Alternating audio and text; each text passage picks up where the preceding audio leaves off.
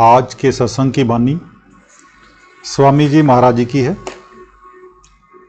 सत्संग के वचन, चाह अनुराग जिस होई, बाग बड़ गुरुमुखी सोई। कहते हैं जिसे मनुष्य जन्म पाकर उस बहद्दू लाशरीक से मिलने का शौक पैदा हो गया, परमात्मा से विशाल का पक्का ख्याल हो गया, उसके बड़े ऊंचे भाग्य हैं। क्यों? क्योंकि मनुष्य जन्म ही मुक्ति का दरवाज़ा है और कोई जन्म है नहीं। ये अशरफूल मखलूकात है, इसके अंदर करोड़ों खंड ब्रह्मांड और लोलाग हैं। सभी महात्मा, सभी किताबें यही कहती हैं कि तेरे अंदर ब्रह्मांड है। मुसलमान फ़कीर कहते हैं कि आलम सगीर यानी कि पिंड, आलम कबीर यानी कि ब्रह्मांड का नमूना है। इसके अंदर खुद खुदा है, बाहर से ना किसी को मिला और ना ही कभी मिलेगा। लोगों ने समुद्रों पहाड़ों को छान मारा मगर वह नहीं मिला, बल्कि जिसे भी परमात्मा मिला है उसे अपने अंदर से ही मिला है। इसलिए जिसे मनुष्य जन्म में नाम की ख्वाहिश हो उसके तो बहुत ही ऊंचे भाग्य हैं। आगे दोहा है, नाम नामी दो गाया, अबेदी वेद समझाया। नाम नामी दो गाया, अबेदी वेद समझाया। मतलब ये कि फरमाते हैं कि हमने नाम और नामी की कैफियत बयान कर दी है। जो छिपा हुआ राज था जाहिर कर दिया है। जो कमाई करेंगे वहाँ पहुँचेंगे। सबके लिए एक ही राह है, एक ही मंजिल है, एक ही हाड़ चाम मांस है, एक ही मन इंद्रियां हैं, एक ही परमात्मा है। गुरु की मौज में सब कुछ, जिसे चाहे करें गुरुमुख। गुरु की मौज में सब कुछ, जिसे चाहे करें गुरुमुख। अब बात तो ये है कि जिस तरह हर एक आदमी को अपना अपना रोजगार करके रुपया कमाना पड़ता है, बिना मेहनत के दौलत हासिल नहीं होती, गुजारा नहीं होता, इसी तरह हर एक को नाम की कमाई करनी पड़ती है। लेकिन कभी कभी ये भी होता है कि एक अमीर किसी गरीब को आधी दौलत देकर अपने बराबर का बना लेता है। इसी तरह किसी किसी महात्मा ने किसी किसी को अपनी कमाई देकर महात्मा बना दिया, लेकिन हर एक को नहीं। शेख फरीद साहिब के बारे में कहा जाता है कि उनका एक शिष्य बड़ा नेक पाक था। जब वह बाजार जाता तो एक बेश्या उसे अपने पास बुलाने की कोशिश करती। वह बेचारा दूसरी तरफ ध्यान कर लिया करता। ज्यों ज्यों वह दूसरी तरफ ख्याल करता, बेश्या उसका और ज़्यादा ध्यान खींचने की कोशिश करती, ज़्यादा छेड़ती। एक दिन फरीद साहब ने उस शिष्य को कहा कि आग चाहिए। पुराने ज़माने में लोग आग दबा कर रखते थे, घर में आग नहीं थी। उसने गली मोहल्ले में पूछा, बहुत भड़का लेकिन आग नहीं मिली। बाजार में गया, देखता है कि वही बेश्या हुक्का पी रही है। अब सोचता है कि ये मुझे हरदम परेशान करती है, पर पीर का हुक्म है, इसलिए वह मकान की ऊपर की मंजिल पर चढ़ गया। बेश्या उसे देखकर कहती है कि क्या बात है? कहता है, माताजी आग चाहिए। वह मजाक करते हुए कहने लगी, आग का मूल्य आँख है, आँख निकाल कर दे जाओ और आग ले जाओ। उसने फौरन उंगली डालकर आँख निकालकर आगे रख दी। बेश्या डर गई और आग दे दी। मन में कहती है कि मैंने तो मजाक किया था। वह आँख पर पट्टी बांधकर फरीद साहब के पास आ गया। उन्होंने पूछा, आग ले आया है? कहता है, हाँ हुजूर, ले आया हूँ। फरीद साहब ने कहा, जी आँख पर पट्टी क्यों बंधी हुई है? कहता है, जी आँख आई हुई है। उन्होंने कहा, अगर आँख आई हुई है तो पट्टी खोल दे। जब पट्टी खोली तो आँख पहले की तरह बिल्कुल ठीक थी। इसी तरह एक और फ़कीर का जिक्र है, बड़ी कमाई वाले थे। इन फ़कीरों में कुतुब, गौस आदि दर्जे होते हैं। किसी जगह का कुतुब गुजर गया था, वहाँ के लोगों ने आकर अर्ज की कि हजरत हमें कुतुब चाहिए। कहने लगे कि बेच देंगे। कुछ इंतज़ार करने के बाद फिर आए और कहा कि हजरत कुतुब की ज़रूरत है। आपने कहा अच्छा कल ले जाना। वे भी आँखों वाले थे, यानी अंदरूनी राज से वाकिफ़ थे। उन्होंने नज़र मारकर देखा कि इनके मुरीदों में कोई कमाई वाला है, मगर कुतुब के लायक कोई नज़र नहीं आया। मन में कहने लगे कहाँ से देंगे। रात को एक चोर आपकी गड़ी खोलने के लिए आया।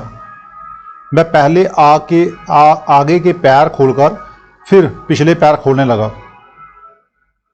जब पिछले पैर खोले तो आगे के पैर बंद गए, आगे खोले तो पिछले पैर बंद गए। चोर हठी था, कहता है कि घोड़ी को लेकर ही जाऊंगा। सारी रात खोलता रहा। जब भजन का वक्त हुआ तो आप जागे। क्या देखते हैं कि एक आदमी घोड़ी को खोल रहा है। आपने पूछा भाई तू कौन है और क्या कर रहा है। कहता है हजरत मैं चोर हूँ, सारी रात लगा रहा हूँ और बना कुछ भी नहीं। आपको उसकी ये अदा पसंद आ गई कि इसने सच कहा है। प्यार के साथ बोले आ तुझे ये घोड़ी दे देता हूँ। ज्यों नज़र भर कर देखा तो उसे चोर से कुतुब बना दिया। जब दूसरा दिन हुआ तो उन लोगों ने हाजिर होकर कहा कि हजरत हमें कुतुब दीजिए। आपने कहा कि इसे ले जाओ। इस तरह ये एक आध बार हर एक महात्मा के जीवन में होता है, आम नहीं, लेकिन जहाँ सुगंधी की पिटारी होती है कभी ना कभी खुशबू निकल ही जाती है। गुरमुख होए तन दन से, करे फिर प्रीत निज मन से। गुरमुख होए तन दन से, करे फिर प्रीत निज मन से। शिष्य का क्या धर्म है। कहते हैं अगर शिष्य को पूरा गुरु मिल जाए तो उसे गुरमुख बनना चाहिए। गुरमुख किसे कहते हैं।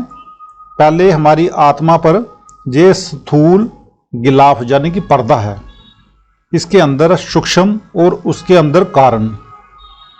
जब हम किसी महात्मा से उपदेश लेकर दोनों आँखों तक चढ़ेंगे, आगे तुरीय पद आएगा, ये सूक्ष्म देश है और वहाँ हमारा सूक्ष्म शरीर है। उसे पार करने पर सूक्ष्म शरीर उतर जाएगा।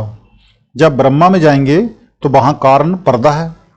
उसको पार करके पार ब्रह्मा 10वें द्वार में जाकर कारण पर्दा भी उतर जाता है।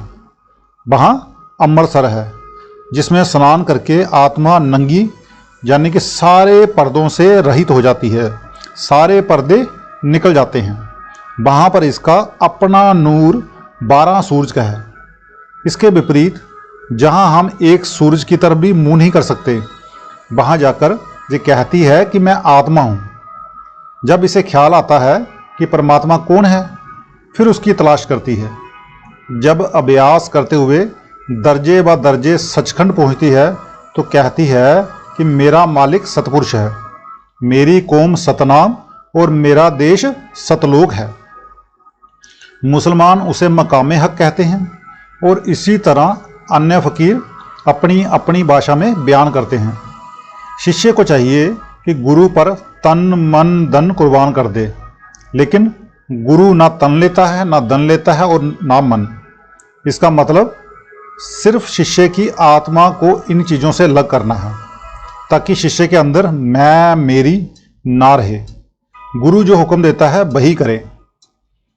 एक बार राजा जनक ने चाहा कि मैं परम पद हासिल करूं। ये सोचकर उसने 1000 गायें ली। हर एक गाय के सींग से 20-20 मोहरें बांध दी और हुक्म दिया कि जो शास्त्र में जीत जाए वह गायें ले जाए। कई महीने तक बहस मुबाहिसा होता रहा। आखिर याज्ञवल्क्य सभी ऋषियों में श्रेष्ठ निकले और मोहरों सहित 1000 गायें ले गए।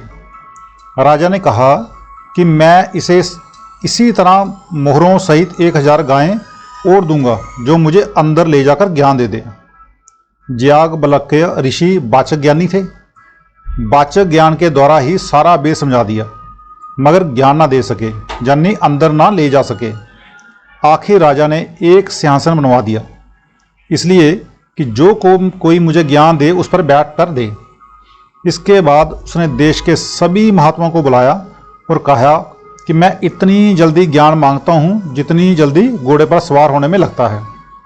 ऋषि सोचने लगे कि ज्ञान कोई घोलकर पिलाने वाली चीज़ नहीं कि इसे पिला दें, पहले कुछ लिखाएं पढ़ाएं फिर आगे का बताएं। इतने में अष्टावक्र जी आ गए। वह शरीर से टेढ़े मेढ़े और कुबड़े थे। उन्होंने सोचा कि अगर राजा को ज्ञान ना हुआ तो महात्मा के वेश को लज्जित होना पड़ेगा। इसलिए ये सोचकर वह चुपचाप सिंहासन पर जा बैठे। ऋषियों ने सोचा कि कोई पागल सिंहासन पर आ बैठा है। सब हंस पड़े। अष्टावक्र ने कहा, मैं समझता था कि ये महात्मा है मगर नहीं, ये आत्मा को नहीं देखते, शरीर को देखते हैं। शरीर को देखना चर्म दृष्टि वालों का काम है। सभी चुप हो गए। ऋषि ने कहा, राजा तुझे ज्ञान लेना है? राजा ने कहा, हाँ जी हाँ। अष्टावक्र ने कहा, ज्ञान की कुछ दक्षिणा भी होती है, शुक्राना भी होता है, देगा? राजा ने कहा, जो कुछ मेरी ताकत में है मैं आपको देने के लिए तैयार हूँ। अष्टावक्र ने कहा, मैं वही मांगूंगा जो कुछ तेरी ताकत में है। अच्छा, मैं तीन चीज़ें मांगता हूँ, तन मन और धन। राजा ने थोड़ी देर सोचकर कहा कि मैंने दे दी। अष्टावक्र ने कहा, फिर सोच ले। राजा ने कहा, जी मैंने सोच लिया। अष्टावक्र ने कहा कि बर संकल्प। राजा ने संकल्प भर लिया। उन दिनों में रिवाज था कि पानी की चुल्ली भरी और इकरार हो गया। अब अष्टावक्र ने रोब के साथ राजा से कहा, देख राजा, तू मुझे अपना तन मन और धन दे चुका है। इनका मालिक मैं हूँ, तू नहीं। मैं हुक्म देता हूँ कि तख्त से उतरकर सबके जूतों में जा बैठ। देश का राजा बिरादरी सभा और प्रजा के सामने ये करना आसान नहीं। लोक लाज भजन में बड़ी रुकावट है, जैसा कि स्वामी जी महाराज फरमाते हैं। तो आज का सत्संग इतना ही, बाकी का सत्संग कल।